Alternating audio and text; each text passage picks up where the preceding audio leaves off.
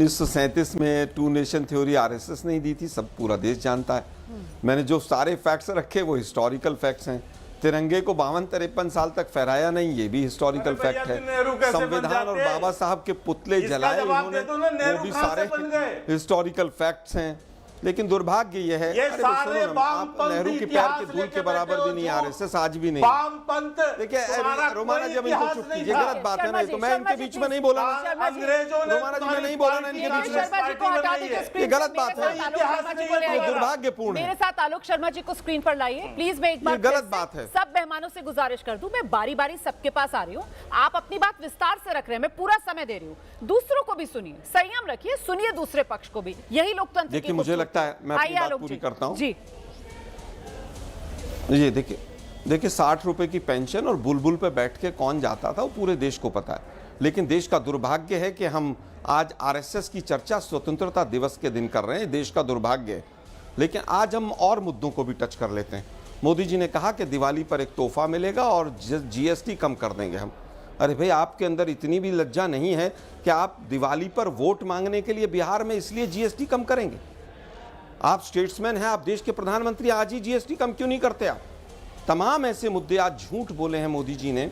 Semiconductors के बारे में झूठ बोला, तमाम झूठ बोले। मोदी जी भाषण दे रहे थे, वहाँ ट्रंप कह रहा था सीज फायर मैंने कराया है, ट्रंप का ट नहीं बोल पा रहे हैं। आत्मनिर्भर भारत की बात करते हैं, 5 किलो राशन दे के वोट मांगते हैं। ऑपरेशन सिंदूर पे क्या हालत है? ऑपरेशन सिंदूर पे कोई कुछ बोलता है, सेना कुछ बोल रही है, प्रधानमंत्री महोदय कुछ बोल रहे हैं, सरकार कुछ बोल रही है, रक्षा मंत्री कुछ बोल रहे हैं। मुझे लगता है कि पूरी तरह से सरकार बौखलाई हुई है। आज जिस तरह से एसआईआर के ऊपर कल लताड़ पड़ी है, जिस तरह से इलेक्शन कमीशन के ऊपर लताड़ पड़ी है, ऑपरेशन सिंदूर चल रहा है अभी, लेकिन क्रिकेट होता रहेगा, पानी और खून साथ साथ नहीं बहेगा। अरे मोदी जी 2017 से यही घिसे पिटे आपके रोने वाले भाषण सुनते आ रहे हैं, आप इसको बंद क्यों नहीं कर देते? किसने मना किया आपको? 11 साल से आपकी सरकार है। अब आता न्यू नॉर्मल यही हो गए। न्यू नॉर्मल ये हो गया है कि सुदर्शन चक्र की मोदी जी बात कर रहे थे, आज कृष्ण भगवान की बात कर रहे थे। कृष्ण भगवान ने तो कहा था अर्जुन से, अर्जुन उधर अधर्मी खड़े हैं, गांडी उठाओ और मारो इनको। लेकिन आपने तो मोदी जी सरेंडर कर दिया ट्रंप के सामने। आप कृष्ण भगवान की किस मुंह से सुदर्शन चक्र की बात कर रहे हैं? आपने तो पाकिस्तान को बच के निकलने का रास्ता दे दिया जब हमारी फौज तैयार खड़ी थी उसको मारने के लिए। आज जिस तरह से न्यू नॉर्म की बात आ रही है, मणिपुर का नाम नहीं लेंगे, ट्रंप का नाम नहीं लेंगे, पुलवामा हो गया मुझे वोट दे दो, पहलगाम हो गया मुझे वोट दे दो, ऑल पार्टी मीटिंग में मैं नहीं आ सकता, मैं 11 साल में एक प्रेस कॉन्फ्रेंस नहीं कर सकता, मैं डेमोग्राफिक डिवीजन की बात करूंगा, डेमोग्राफिक चेंजेस की बात करूंगा, लेकिन जनगणना नहीं कराऊंगा मैं। देश के प्रधानमंत्री महोदय, अब आपकी सारी बातें देश समझ चुका है। किसानों की आय घट गई, आपने 2035 के और 2047 के आज फिर लक्ष्य रख दिए। अरे वो 2022 वाले लक्ष्यों पर भी बात कर लेते। आज युवाओं को फिर ठग कर चले गए आप। 1 लाख करोड़ रोजगार योजना, अरे भाई ये तो बजट में आपने अनाउंस किया था, लेकिन बजट में तो है ही नहीं है। ये वही योजना है जो आपने हमसे कॉपी की थी मैनिफेस्टो के टाइम पे। ना बजट में पैसा रखा, ना आज कहीं पैसा है, लेकिन घोषणा कर दी क्योंकि बिहार का चुनाव है। जीएसटी में जब कम करूंगा जब बिहार में आप मुझे वोट दे दोगे। किस देश को किस गुमराह करते हुए चले जा रहे हैं आप लोग। आरएसएस के उसमें डिस्कशन में पूरा मीडिया लग गया है। अरे भाई, देश के प्रधानमंत्री को बताना चाहिए कि आज जो हमारा रॉ मटेरियल पड़ा हुआ है, आज तमाम नोएडा की फैक्ट्रियां बंद हो रही हैं, 50% टैरिफ लगा दिया my dear Donald Trump friend ने इनके।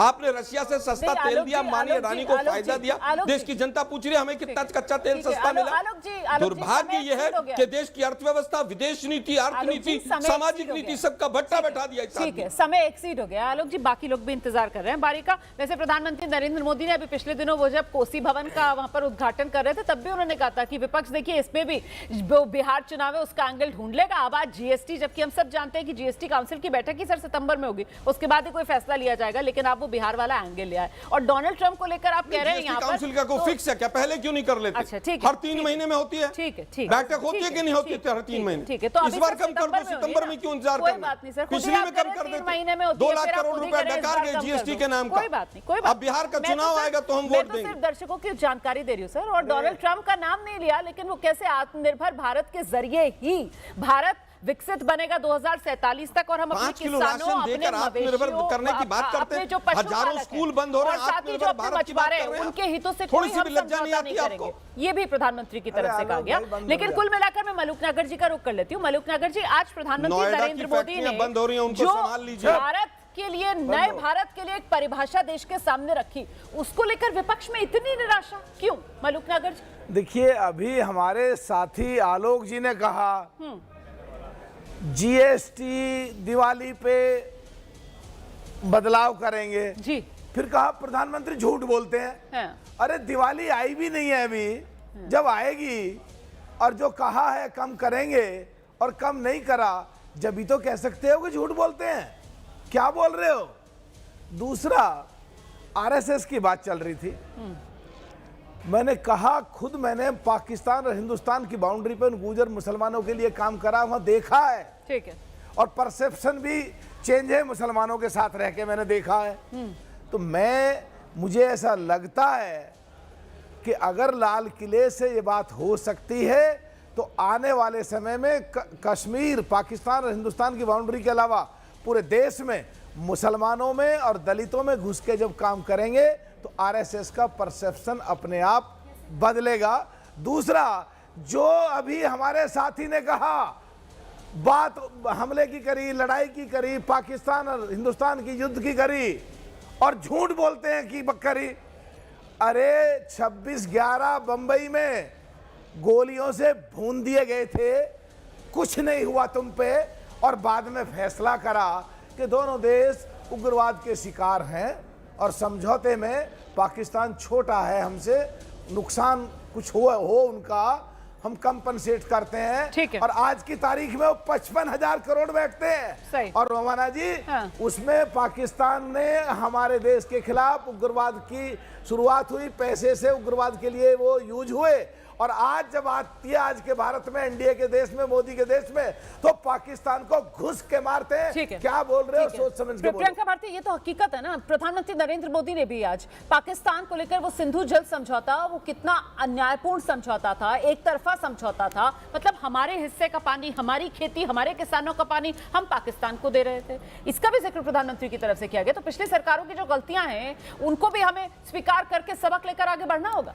तो ये कह रहे हैं कि नदियां रोक देंगे, ये कह रहे हैं कि नदियां रोक देंगे, तो बिहार में रोमाना जी, कोसी आप इसको हर गलती साल कैसे बाढ़ declare कर लेकर सकती के हैं, आती रोमाना है, जी? एक मिनट, तो कोसी क्यों रोमाना नहीं रोक जी, एक देते? मिनट। रोमाना कोसी जी, का आप बाढ़ statement क्यों नहीं नहीं दे रोकते? सकती आप इस चाहते तरह हैं कि से। बिहार अच्छा, मैं डूबा सवाल- रहे? मैं बिहार रोमाना जी, डूबा आप इस रहे? तरह से स्टेटमेंट नहीं दे सकती। आलोक जी, मैं दूसरी सवाल बात- पूछ सकती हूँ? दूसरी आरजेडी के बात- प्रवक्ता मेरे सवाल का जवाब दे रही हैं, उनको जवाब देने देंगे? हाँ, आरजेडी सवाल के पूछ प्रवक्ता सकती हैं, आप को। स्टेटमेंट नहीं दे हाँ, तो सकती। मैं सवाल ही पूछ रही हूँ सर। आइए प्रियंका भारती, आरजेडी के बात- प्रवक्ता आप भाजपा है के सर। प्रवक्ता नहीं आइए। बने, आप कृपा नहीं, करें। मैं किसी की प्रवक्ता नहीं बन रही सर, मैं अपना काम कर रही हूँ, मुझे अपना काम करना बखूबी आता है। आप सवाल और मुझे पूछिए, आप सवाल प्लीज पूछिए, मुझे मैं प्लीज जवाब कोई दूंगा। सर्टिफिकेट मत दीजिए सर, प्लीज मुझे कोई सर्टिफिकेट नहीं चाहिए। आप में से किसी से मुझे कोई सर्टिफिकेट नहीं चाहिए। चार देश में प्रियंका भारती जल्दी से आइए। प्रियंका भारती, जवाब। दूसरी बात, मलूक नागर जी कह रहे थे आरएसएस दलितों के बीच काम करेगा। हाँ। जो ये दलितों के बीच कैसे काम करेंगे? जिस ऑर्गेनाइजेशन का हेड हमेशा से एक जात का रहा हो, उसमें भी लगभग एक करेगा नहीं गोत्र तो का कर रहा रहा है। हो, आरएसएस वो तो दलितों के बीच काम कर रहा है ना। कब प्रियंका कर भारती रहा अगर है? नहीं जानती कब है इसके कर बारे रहा में है? तो हम बाबा तो कुछ नहीं साहब कर को सकते हैं। कुटिल कहने के अलावा क्या किया क्या है? सावरकर क्यों कहे बाबा साहब को कुटिल? आज मुझे बता दे, आरएसएस और बीजेपी ये दोनों के दोनों बताए, क्या आप लोग बाबा साहब को कुटिल मानते चलिए, हैं? माफी के गिरगिट साथ समय मानते है हैं? मेरे पास इतना ही है। मैं जानती हूँ आप लोगों के पास अभी कहने के लिए बहुत कुछ है, लेकिन आज स्वतंत्रता दिवस का मौका है। एक बार फिर से आप सभी को आज स्वतंत्रता दिवस के मौके पर ढेर सारी बधाई। कुल मिलाकर लाल किले की प्राचीर से प्रधानमंत्री नरेंद्र मोदी ने जो आरएसएस की तारीफ की है वो विपक्ष को पच नहीं रही है और उसी को लेकर विपक्ष हमलावर।